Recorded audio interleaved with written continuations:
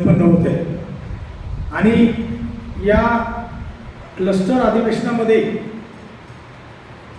जनसामान्यांपर्यंत जो विषय घेऊन आपल्याला जायचा आहे तो अत्यंत गंभीर असा विषय जनसामान्यांपर्यंत घेऊन जाण्याचं व्रत संघटनेने हाती घेतलेलं आहे.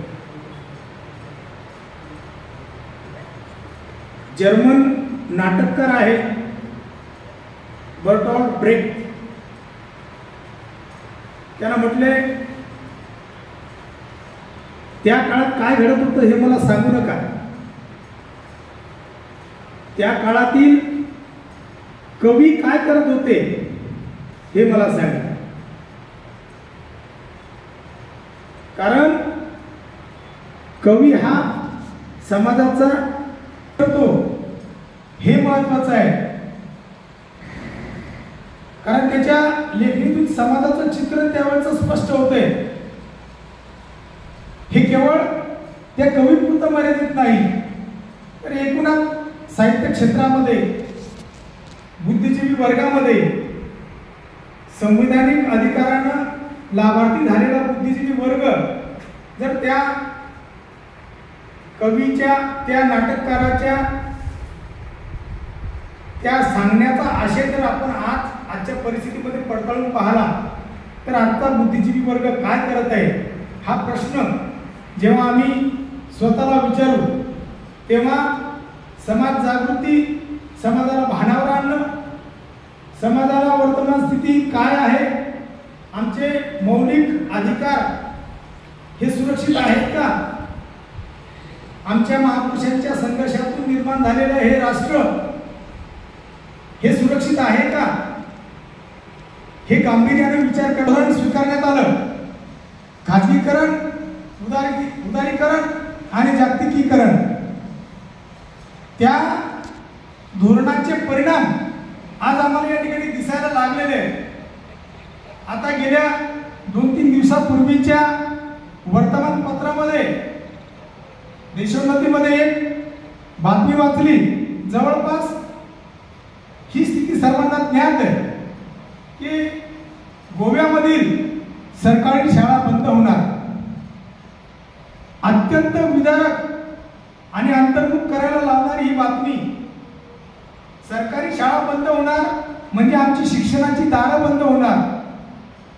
या समाजामध्ये इथला बहुजन शिक्षित झाला तर तो प्रश्न विचारेल आणि त्याने ते प्रश्नच विचारू नयेत. ज्या आधारावर तो प्रश्न विचारल ती व्यवस्था मोडकळीस आणायची. हा षडयंत्राचा भाग या व्यवस्थेनं आपल्यासोबत खेळलेला आहे.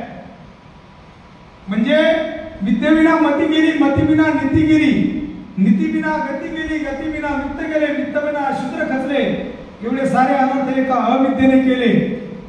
यातून सर्वसार शिक्षणाची ताकद ज्या महात्मा ज्योतिराव फुलेंनी आम्हाला सांगितली आणि संविधानाच्या माध्यमातून डॉक्टर बाबासाहेब आंबेडकरांनी आम्हाला तो शिक्षणाचा अधिकार दिला, ते आमचं शिक्षण संपवण्याचं षडयंत्र इथली व्यवस्था करत आहे.